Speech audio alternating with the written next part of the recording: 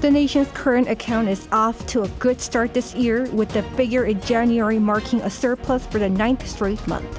A recovery in semiconductor exports largely contributed to this. The Prime Minister today sent a stern warning to trainee doctors who have walked off the job not to seek out and discriminate against those interns and residents who have returned to work, as he also unveiled more financial support for trainees in pediatrics. The nation's medical disruption has continued for weeks now. South Korea's Unification Ministry has made reunification that guarantees freedom and prosperity a top priority for its major tasks this year, amid heightened tensions on the Korean Peninsula. It's March 8, 2024. This is Newscenter. Good evening. Thank you for joining us. I'm Yoon Jung-min. We begin with the nation's current account that's off to a good start this year. Findings for January show the current account in positive territory for the 9th straight month amid strong exports of cars and chips. Our economics correspondent An Sung-jin reports. South Korea's current account balance for January saw a surplus for the 9th consecutive month. Preliminary data released by the Bank of Korea on Friday indicated that January's current account saw a surplus of $3.05 billion on the back of strong exports. This is largely attributed to the goods account, which was boosted by a more than 50% jump in semiconductor exports. A recovery in demand for high-performance memory chips and an increase of exports to China led the rise. Automobiles and machinery also performed well, pulling up exports. Normally in January, the trade balance tends to shrink significantly compared to December as annual export performance records close, but the trend of improving monthly exports still prevails. Shipments to the U.S., Southeast Asia, and China were all up compared to the year before. Meanwhile, imports fell by nearly 8% as prices for raw materials and capital goods dropped. The services account, which tracks the inflow and outflow of business services, tourism, and transportation, registered a $2.66 billion deficit as the number of outbound travelers increased. The official noted that the positive trend will continue throughout the year. In the first half of the year, the goods account surplus will continue, and in the second half of the year, the rate of increase of the on-year surplus will become even greater. An Sung-jin, Arirang News. Following the 18th day of the mass walkout of trainee doctors, the nation's prime minister sends a stern warning to resisting doctors who blame those who have returned to work. Today, he also unveiled more financial support plans for trainees in pediatrics. Park Kwon with the latest. Additional governmental measures against the ongoing walkout of trainee doctors in South Korea were announced on Friday following a meeting of the Central Disaster and Safety Countermeasure Headquarters in Seoul. To lure more doctors back to their wards, Prime Minister Han Dok-soo said the government will provide 1 million won, or roughly $750 per month, to trainee doctors in crucial medical sectors, including pediatrics. He also said the current harsh working environment of long hours needs to change, and that the government will come up with ways to fix the problem. Now into week 3 of the mass walkout, with over 90% of trainee doctors still not back at work and causing healthcare disruption, Prime Minister Han urged for them to return. I ask for trainee doctors to return to their workplaces immediately.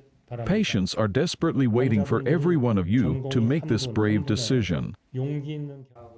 But he also criticized those who have revealed personal information of colleagues who have returned and bullied them in group chat rooms, calling this, quote, unacceptable.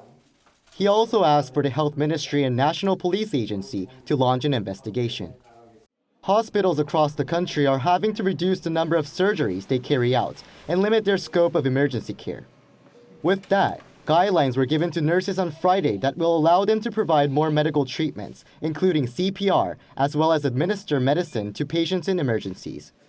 Still, some have raised concerns about whether nurses will be able to carry out their extra duties adequately and that there will be more time needed to apply the guidelines. Park Kwon, Arirang News.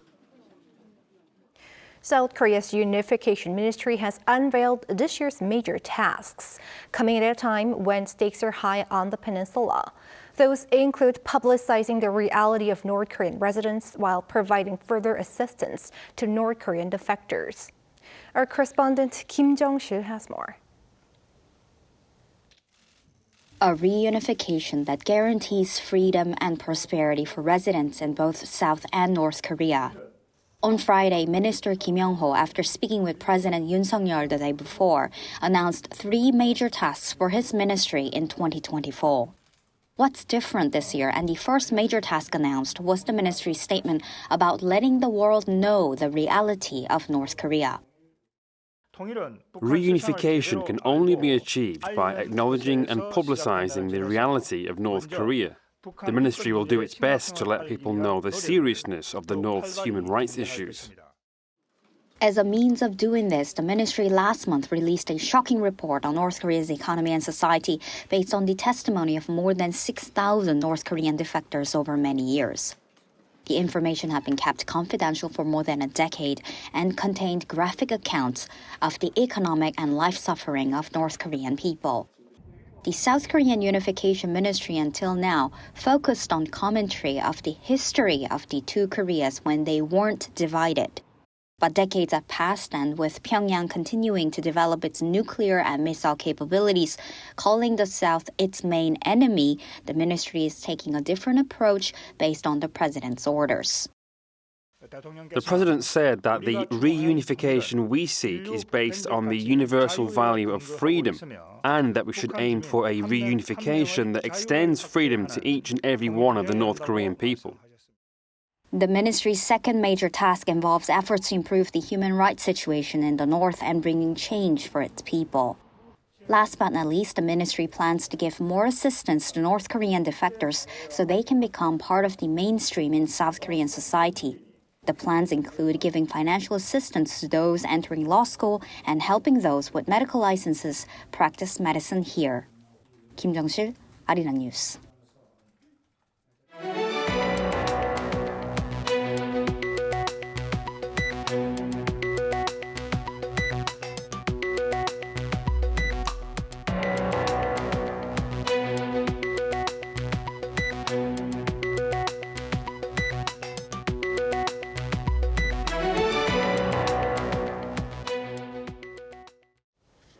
U.S. President Joe Biden addressed the nation in his State of the Union speech, where he expressed confidence that Washington was not falling behind China by partnering with other countries like South Korea.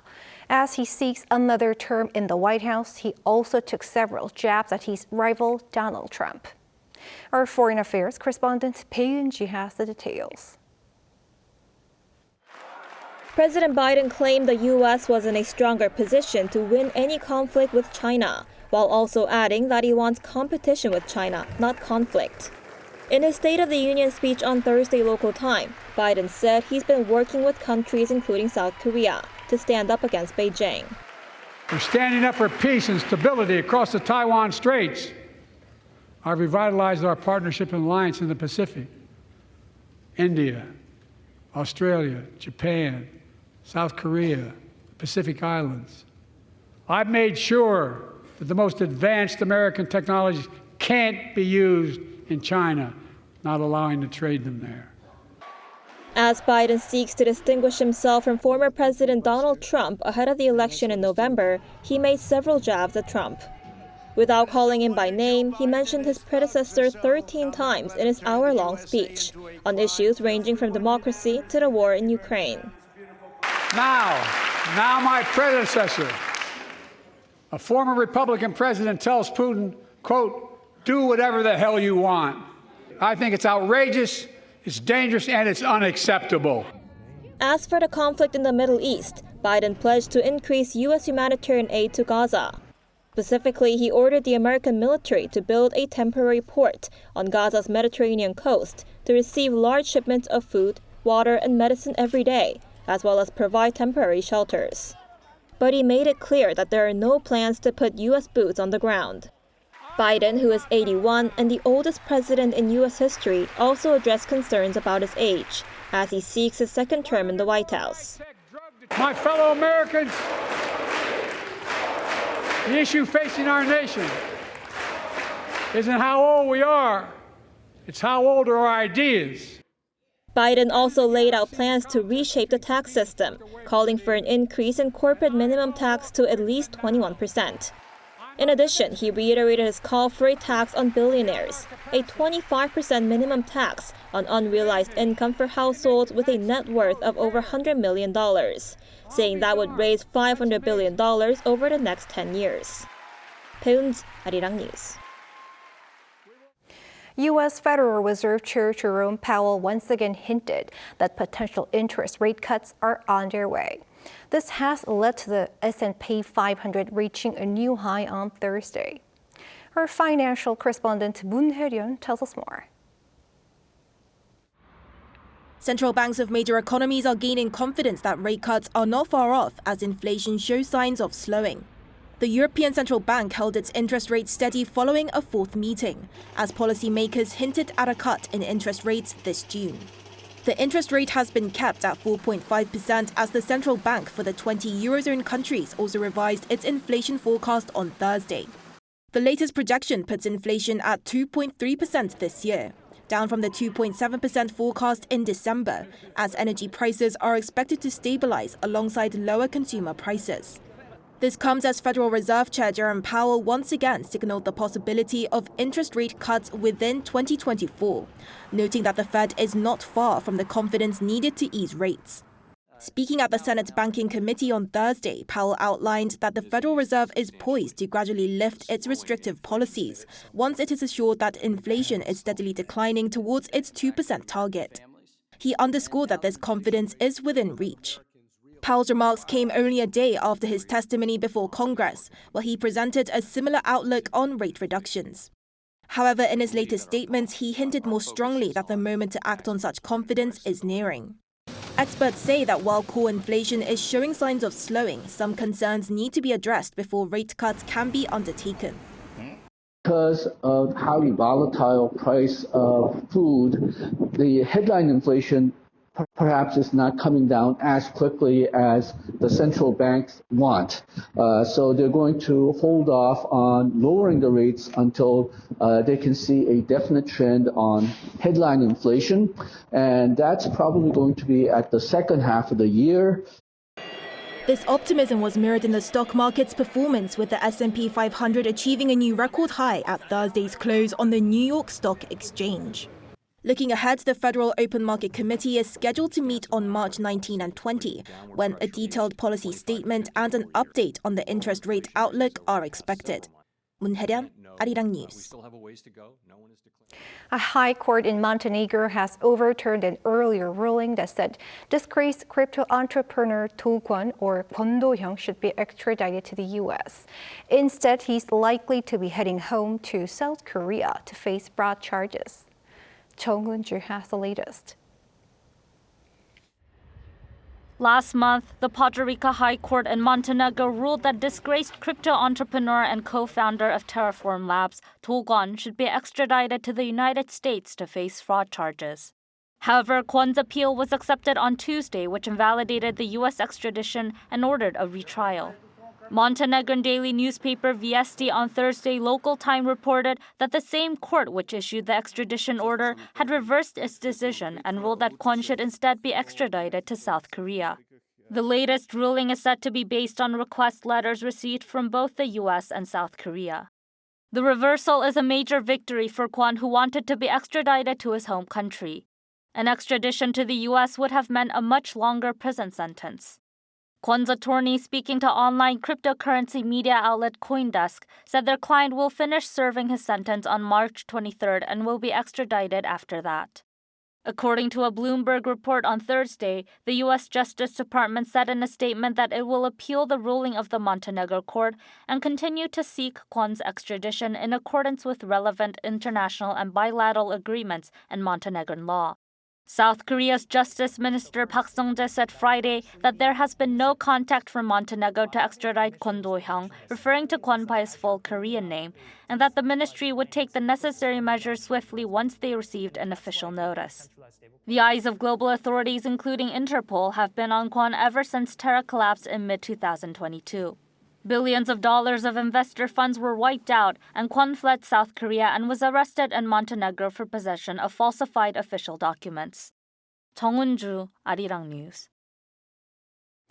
South Korea's Fair Trade Commission is looking into social media platform Meta for failing to protect its users. Industry insiders said on Friday that the antitrust watchdog has sent an examination report equivalent to an indictment at the end of last year to Meta for its alleged violations of the country's e-commerce act. Reportedly, Meta, which operates Facebook and Instagram, has allegedly neglected to protect its users from counterfeit goods or fraud on social media marketplaces. The e-commerce law dictates that such platform operators should provide details on sellers to consumers to properly deal with disputes or complaints. South Korean girl group NewJeans became the first K-pop act to win the 2024 Billboard Women in Music Awards Group of the Year on Wednesday local time. This was the first time in 9 years for the award to be presented, with U.S. girl group Fifth Harmony having received the honor in 2015. When presenting the award, American country music singer Lainey Wilson pointed out that NewJeans was leading a new wave of girl groups in K-pop, a genre that's long been dominated by boy bands. The award was first presented in 2007 as part of efforts to recognize female artists and producers who had greatly influenced the music industry that year.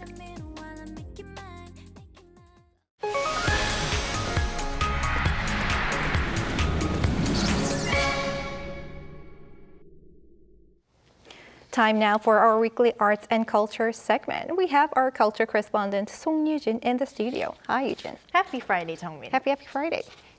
So, Jungmin, I want to start off by asking you, it may sound like a random question, but do you like to drink cola? Sometimes yes, and sometimes no, but I do wonder why you ask. Well, I was wondering whether you tried Coca-Cola's newest limited edition, the Coca-Cola Zero Sugar K-Wave. Now, this has currently been released and is selling in 36 countries, and it's already making a splash because there was actually a pre-order period and reservations soared, doubling those of the brand's previous limited editions. Now, what's also interesting is that this new flavor shows a growing trend in the food and beverage industry where culture meets consumption. So let's first take a look. Ever tasted Hallyu, or the Korean wave? Well, now you can, thanks to Coca-Cola's latest limited edition drink, the Coca-Cola Zero Sugar K-Wave. Drawing inspiration from K-pop, the company says its flavor will help consumers relive what it calls the excitement they felt when they first became a K-pop fan. I can feel that big companies are definitely paying a lot of attention to the Korean market and the K-pop scene and how much their influence has risen. What also stands out is the brand's logo in Korean at the center of the can. For the first time in its century-long history, Coca-Cola has incorporated another language into its logo. Why is this? The growing global fascination with Korean content and artists has reshaped how we see the Korean writing system, turning it into a sought-after design element. In the past, using Korean was a challenge for global brands due to its uniqueness. However, as Korean became more familiar, the language now strikes a perfect balance between distinctive charm and universal appeal. And Coca-Cola is not the only one to incorporate Korean in its logos and packaging. This Korean food company previously had an English-only logo, but introduced Korean into its branding this year. Another trend observed in the K-Wave Coke is the rise of K-pop stars as models for food and beverage brands. Coca-Cola's K-Wave's launch campaign featured groups Stray Kids, ITZY, and NMIX. McDonald's recently collaborated with NewJeans, and Daesang Group's kimchi brand 종가 partnered with the 17-member Hoshi. I think after the success of BTS, K-pop fans started to want to know more about their artists' cultural backgrounds, like what they buy or eat, not just their songs. Brands are capitalizing on this curiosity, selecting K-pop artists to represent their products globally, so that they can connect with a broader audience. As K-content continues to attract overseas consumers and the market expands, expect to see more Korean language and artists taking the spotlight. As for Coca-Cola K-Wave, it's available until early June. Interesting.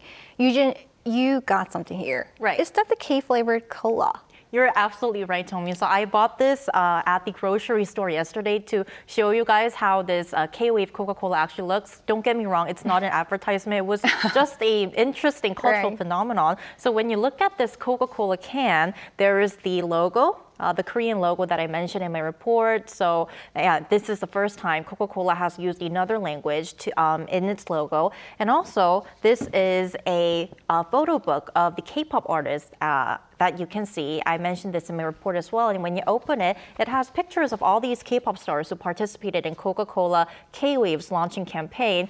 Now, some of our viewers may be wondering what the K-Wave flavor is, and I actually took a sip before coming into air, and it was kind of like a mixed fruity taste, which Coca-Cola says kind of makes you relive the first time you became a K-pop fan. Fascinating. And Eugene, speaking of food and beverages, I've also noticed a surge in global interest in Korean cuisine. It's just going beyond using the Korean language in brand designs or featuring Korean celebrities. Right, so it's not just no longer about traditional Korean food that a lot of our international viewers may know, for example, kimchi, bulgogi, or bibimbap, because there is a whole new wave of dishes trying out Korean flavors, such as using doenjang, often known as soybean paste, and gochujang, known as red pepper paste, on pasta or pizza. And experts say this comes from Korea's relatively health-conscious cuisine, aligning with this new trending lifestyle among the younger generation, which is focusing on healthy and mindful living, which might be the reason why this K-Wave edition of Coca-Cola also comes in a zero sugar edition. Our culture correspondent Song Yujin, thanks for your report. Thank you.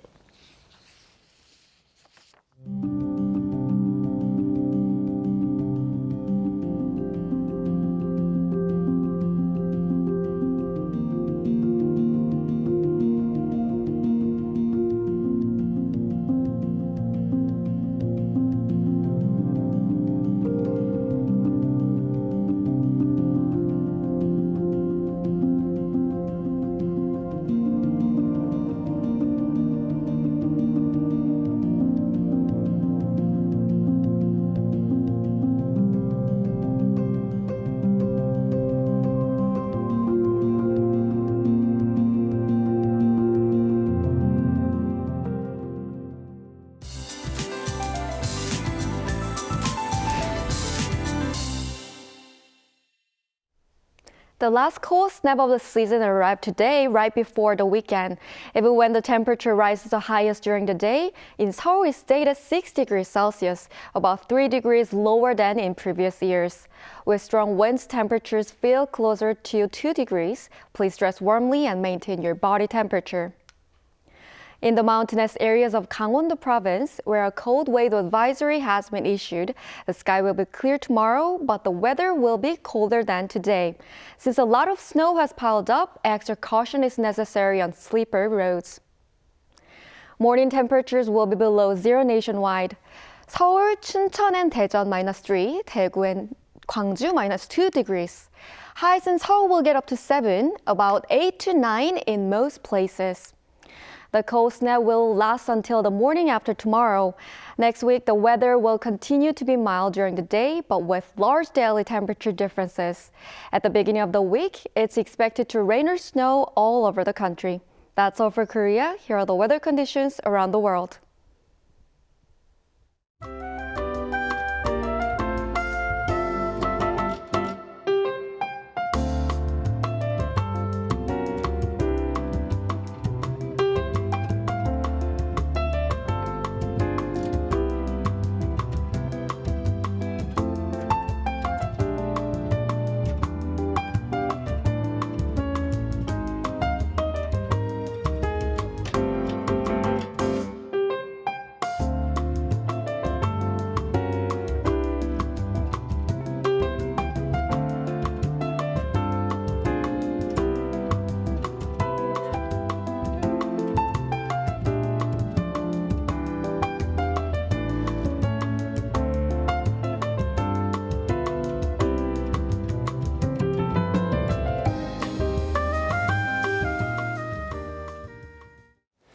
Right, that's Newscenter for tonight. Thank you for watching. A panel session coming up.